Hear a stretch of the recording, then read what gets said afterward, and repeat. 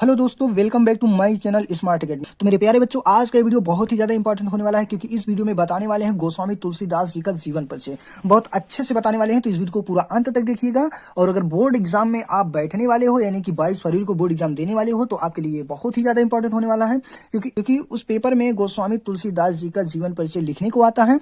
तो इससे आपका नंबर भी अच्छा इंक्रीज हो जाएगा लिखने के तरीके से। तो चलिए वीडियो को करते हैं शुरू। कैसे लिखेंगे ये हम बताने वाले हैं, चलिए बताते हैं। देखिए, सबसे पहले आपको नीली और काली दो ही पेन यूज करना है। अगर मैं बताने के लिए किसी दूसरे पेन का यूज अगर मैं कर रहा हूं दूसरे कलर का, तो वो आपको बोर्ड में नहीं करना है। चलिए देखिए, सबसे पहले आपको क्या करना है, प्रश्न उत्तर संख्या डालकर ऐसे एक यहाँ पे डाट लगा देना है बड़ा सा, ठीक है। उसके बाद यहाँ पे प्रश्न नंबर वही डालना है जो आपके बोर्ड पेपर में होगा, ठीक है। जो आपके बोर्ड में पेपर रहेगा वही प्रश्न नंबर डालना है। अब यहाँ पे डालना है तुलसीदास, तो यहाँ आप गोस्वामी तुलसीदास भी डाल सकते हो, नहीं तो यहाँ तुलसीदास डालकर इस तरीके से आप एक डैश लगा दोगे, ठीक है। क्या करना है, दो यहाँ पे लाइन खींच लेना है जिससे कि आपकी कॉपी और ही अच्छा अट्रैक्टिव दिखे, ठीक है। अब यहाँ पे क्या करना है, जीवन परिचय काले पेन से ऐसे लिखना है जीवन परिचय, और यहाँ एक नीचे से ऐसे डैश लगा देना है, ब्लैक पेन से लगाना है डैश, ठीक है। इसके बाद यहाँ पे आपको क्या करना है, लिखना स्टार्ट करना है। आपको यहाँ हेडिंग में ऐसे यहाँ से लिखना स्टार्ट करना है, महाकवि तुलसीदास जी का जन्म बांदा जिले के रामपुर गांव में 1532 ईस्वी में हुआ था।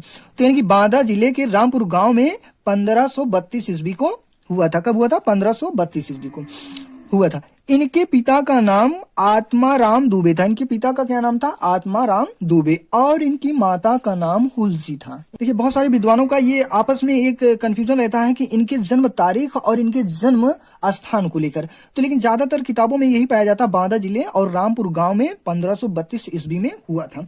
और अगर इनका संवत देखा जाए, कि अगर आप संवत देखेंगे तो 1589 विक्रमा संवत में हुआ था, लेकिन अगर सन ईस्वी देखेंगे तो ईस्वी में आपको 1532 ईस्वी दिखेगा, ठीक है। और बचपन में इनको क्या बुलाते थे, राम बोला थे। तो इनका देखिए सरयू परी ब्राह्मण थे, किस परिवार में, यानी कि सरयू परी ब्राह्मण के परिवार में हुआ था, इसलिए इनका ब्राह्मण थे, ठीक है। अब यहाँ पे देखिए, माता इनकी क्या थी, हुलसी थी। इनकी माता का नाम हुलसी था। देखिए, इनके जन्म के ही समय इनके 32 दांत थे, यानी कि जन्म जैसे हुआ ऐसे इनके 32 के 32 दांत थे। इसलिए इनको राक्षस प्रवृत्ति के मानते हुए इनके माता पिता इनको त्याग दिए थे बचपन में ही। तो इनका देखिए, इनके माता पिता इनको बचपन में ही मृत्यु यानी कि त्याग दिए थे। इनको क्या किया, इन्होंने बचपन में बहुत सारी कठिनाइयों का सामना करना पड़ा इन्हें, और इनका पालन पोषण, ध्यान दीजिए, इनका पालन पोषण प्रसिद्ध संत नरहरि दास जी ने किया। इनका पालन पोषण प्रसिद्ध संत नरहरि दास जी ने किया। और इन्हें ज्ञान, देखिए, इन्हें ज्ञान और भक्ति का शिक्षा भी प्रदान किया। कौन करवाया था, नरहरि दास जी ने। देखिए, कुछ विद्वानों का ये मानना है कि इनका विवाह पंडित दीनदयाल पाठक की पुत्री से, पंडित दीनदयाल पाठक की पुत्री रत्नावली से हुआ। इनकी पत्नी का नाम रत्नावली है, यानी कि पंडित दीनदयाल की पुत्री हैं। इन्होंने अपनी पत्नी से अत्यधिक प्रेम करते थे। ये क्या करते थे, अपनी पत्नी से बहुत अत्यधिक प्रेम करते थे। और एक दिन बिना बताए इनकी पत्नी मायके चली गई। जब इनकी पत्नी मायके चली गई, ये कहानी आप लोग स्कूल में भी सुने होंगे, इनकी पत्नी चली गई, तो उनके रात्र में यानी कि आधी रात्र में ये क्या किए, पीछे पीछे आंधी तूफान का सामना करते हुए पीछे पीछे अपनी पत्नी के कहाँ पहुंच गई है, ससुराल।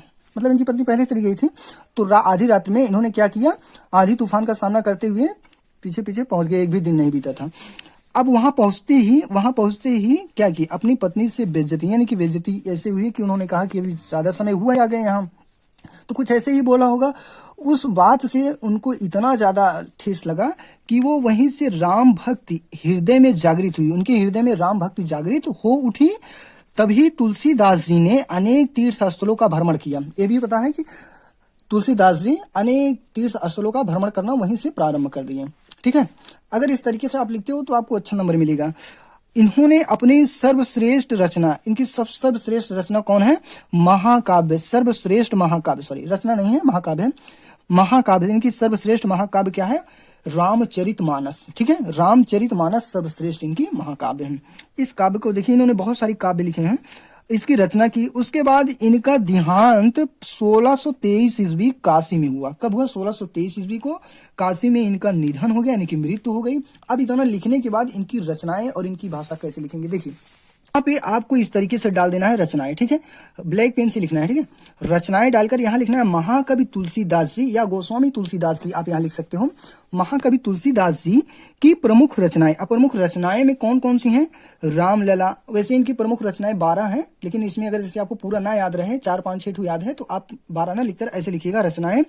रामलला, वैराग्य संदीपनी, उसके बाद है जानकी मंगल, पर्वतीय मंगल, गीतावली, कामा लगा के लिखना है, विनय पत्रिका, फिर कामा लगा देना है, दोहावली, कवितावली आदि है, ठीक है। इतना लिख दिए रचना में। अब रचना के बाद यहाँ आपको लिखना है भाषा। देखिए आपको 5 में 5 नंबर यहाँ आपको मिल जाएगा अगर इस तरीके से आप, एग्जामिनर अगर आपकी कॉपी देख रहा है और आप इस तरीके से लिखे हो, तो मैं 100% क्या 101% ये दावा करता हूँ कि आपको पूरा पूरा नंबर मिलेगा इसमें, यानी कि जीवन परिचय में आपको पूरा पूरा नंबर दे ही के रह जाएगा।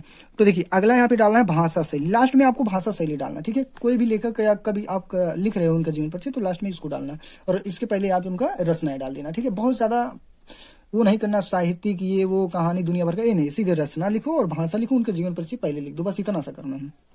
अब 5 नंबर में, ठीक है। इन दोनों को मिला के 2 नंबर इसमें मिल जाता है, 3 नंबर इनके पिछले जीवन परिचय में मिल जाता है। कहाँ जन्म हुआ, कहाँ मृत्यु, इनकी पत्नी का नाम, इनके गांव का नाम, माता पिता का नाम, गुरु का नाम, ना इनकी प्रमुख बातें क्या थी जो इन्होंने जीवन में जो घटित हुई। बस इतना लिखने के बाद अगर रचनाएं इनकी लिख देते हो और भाषाएं लिख देते हो तो आपको पूरा पूरा नंबर मिल जाएगा, ठीक है। अब देखिए यहाँ पे भाषा शैली में आपको लिखना है, तुलसीदास जी ने अवधी तथा ब्रज भाषा में अपनी काव्यगत रचनाएं, यानी कि काव्यगत रचनाएं, जैसे रामचरितमानस को उन्होंने किस में लिखा? अवधी भाषा में। रामचरितमानस को किस में लिखा है? अवधी भाषा में लिखा है।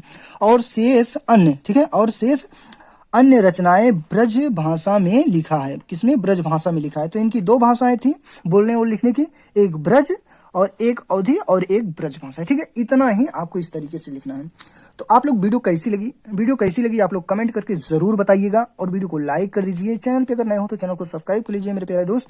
वीडियो कैसी लगी आप लोग कमेंट करके जरूर बताइएगा। वीडियो को लाइक कीजिए, अपने दोस्तों के साथ शेयर कीजिए और चैनल पे नए हो तो चैनल को जरूर सब्सक्राइब करना। तो फिर मिलते हैं किसी नेक्स्ट मोस्ट इंपॉर्टेंट वीडियो के साथ, तब तक के लिए जय हिंद।